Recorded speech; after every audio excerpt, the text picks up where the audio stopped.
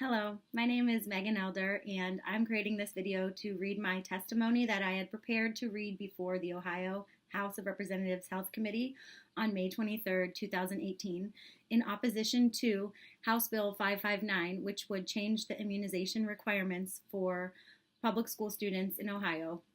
It would add a step in the process of receiving your religious or reasons of conscience exemption by requiring you to visit a doctor and receive a signature and education from that doctor or nurse practitioner or basically anyone that is licensed to deliver vaccines. So at the hearing, we were expecting 5 minutes, which is standard for all the hearings that have been attended by our group of four. And we were sadly mistaken. Upon the beginning of the hearing, we realized we would be last and that several bills would be heard before us. None of the individuals providing testimony for those other bills were limited at all. And many of them happen to also be from organizations that may or may not support this legislation that we are opposing. There's a lot of things, a lot of questions. Was this intentional? Was this not? There was also a lobbyist honored, which the chair of the committee described as out of the ordinary at the beginning of the hearing. This was in front of vaccine-injured children and their families and vaccine-injured adults, actually. So we shall see where this leads. I will read you my testimony, which I did not get to read in full like I had hoped to, despite driving 4 hours round trip. I had a hefty 3 minutes to share my thoughts. Honorable Chairman Huffman, Vice Chair Gavarone, Ranking Member Antonio, and honorable members of the Health Committee. I stand before you today in an interesting situation. While I cherish the legislative process our forefathers developed in order to protect our citizenry from tyranny, and I feel a deep gratitude towards the ability to exercise these precious rights we all hold dear, I can't help but feel slight outrage that I am living in a world where medical gods rule or rue the day. Our nation's children are some of the sickest of all developed nations. Clearly, pediatricians haven't figured it out. The injections continue to increase. Not all legislators are scientists, and yet here we are having this conversation. I am Megan Elder, a wife, a mother of three, and a graduate of Kent State University. I have my master's in education, and I taught students with autism for almost a decade before becoming a stay-at-home mom. My children and their health are my first priority. I also come from a family of Ohio educators. My father, a retired superintendent, and my mom, a retired teacher. We have made working with individuals and children and adults with disabilities our life's mission, and I was raised to be an investigator, discoverer, someone who asks questions and that has the spirit of a lifelong learner. I believe that all children should have access to an educational environment free from discrimination based on vaccination status, or should I say, receipt of a vaccine product. Literally, as a ticket to school entry, we are asking people to prove their children were injected with a series of products manufactured by what is turning out to be one of the most corrupt industries in the world. Interestingly, I was never asked to show vaccination records or be vaccinated as a public school teacher. I worked with medically fragile children in a school environment, helped with many personal care activities and mealtime routines. Receipt of a vaccine product was never an issue. Teachers are still not required to show proof of any vaccinations in Ohio. Just the children. Current ORC doesn't even require vaccine exemptions to be communicated. The schools and health departments don't inform parents. And I shared this email. I'm just going to read an excerpt, but this is from the Director of Community Health, Lorain County Health Department. It is not the responsibility of the health department to communicate exemptions. We advocate for full vaccination of all students in the community as a whole to provide the best protection to those that cannot be vaccinated for medical reasons and those that choose not to be vaccinated. The revised code does not mandate that exemptions be posted. Without testing every child's titers for every disease we are vaccinating for, we don't have the data about kids, let alone every bus driver, cafeteria worker, administrator, custodian, and paraprofessional. One may ask, is this really about public health? No, it isn't. We simply have a horrible situation for discrimination based on receipt of a product. Will this bill allow the perpetuation of contests we have seen for vaccinations, including but not limited to excluding unvaccinated from prom, parking passes, and sports? This has all happened in Ohio. I admin a page of over 1,200 Ohioans, so I receive messages frequently about these types of things. I'm including one especially alarming example of a vaccination contest that occurred here in Ohio last spring. And I included this for the members of the committee as well. This is an email that went out to parents in Meigs County, Ohio.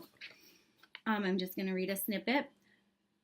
Meigs Local has entered into a friendly competition with both Southern and Eastern school districts to see what school can get the most students vaccinated. The school district with the most students will win a prize and bragging rights. Additionally, many of us who stand firmly in opposition of this bill have already had this conversation. We have been kicked out of doctors' offices, our children denied medical care. We have been told our children cannot attend school, church, and other events, which are all lies of unknown origin. Many of us have been asked to sign forms as well. Forms with statements that sound incriminating, forms that violate free speech because we do not agree with their contents. I know of mothers who have been chased through waiting rooms with said forms, cursed by doctors.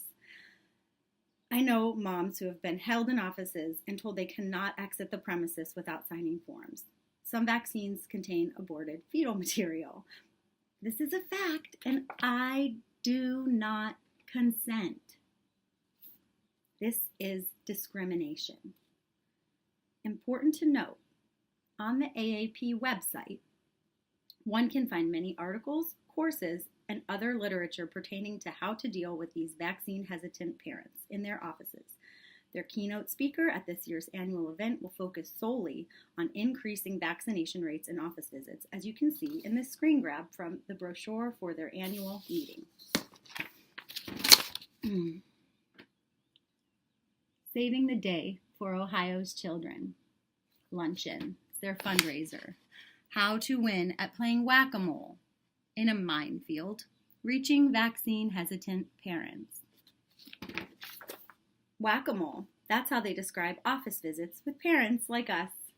Further, when clinical trials include research components that seek how to make more people get more shots, when behavioral research is being done to find the best way to steer conversations towards more vaccinations, I ask you, why is the Ohio AAP chapter charting the course here? I implore you to do more independent thinking, ask questions, and dig deeper here.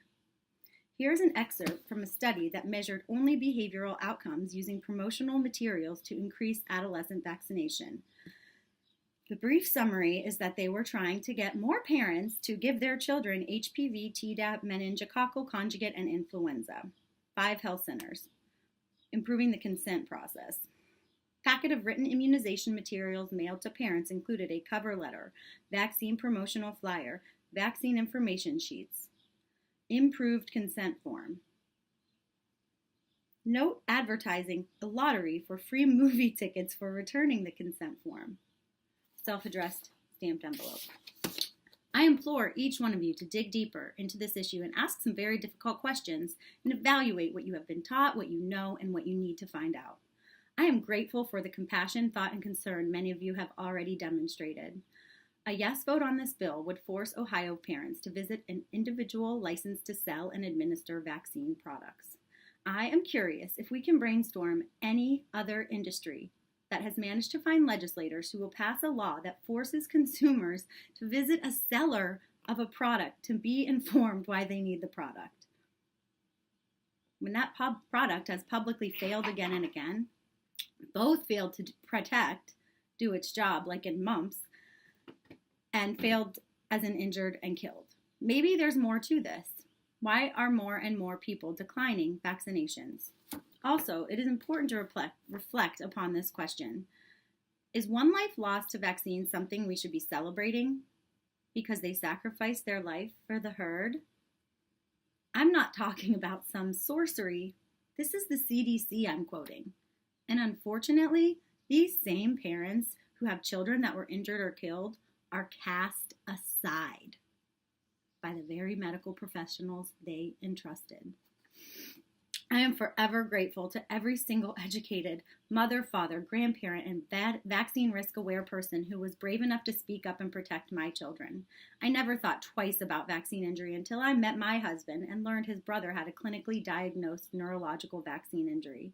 He even has a medical exemption. But when I explained this to my very first pediatrician, I was told he will probably be fine. That type of reaction is rare. With all due respect, no. I will not be going to visit a seller of vaccines to be told why a vaccine will probably be okay for my child and ask them to sign off on my wishes. This is not freedom. This is not good science or good medical practice. The children of Ohio do not deserve this attack on their religious freedoms. I implore you to take the doctor out of the equation when it comes to deeply held convictions and personal decisions parents make. Please feel free to contact me with any questions you have. And I also, this is way longer, but have one more email that I was sharing with them. The CDC has an info line you can email, and this bill also mentions a catch-up schedule ambiguously. A lot of it is very ambiguous. And so I emailed the CDC to see, like, how many vaccines could you give a child at one time? And they replied to me that there is no limit to the number of vaccines a patient may get during an office visit.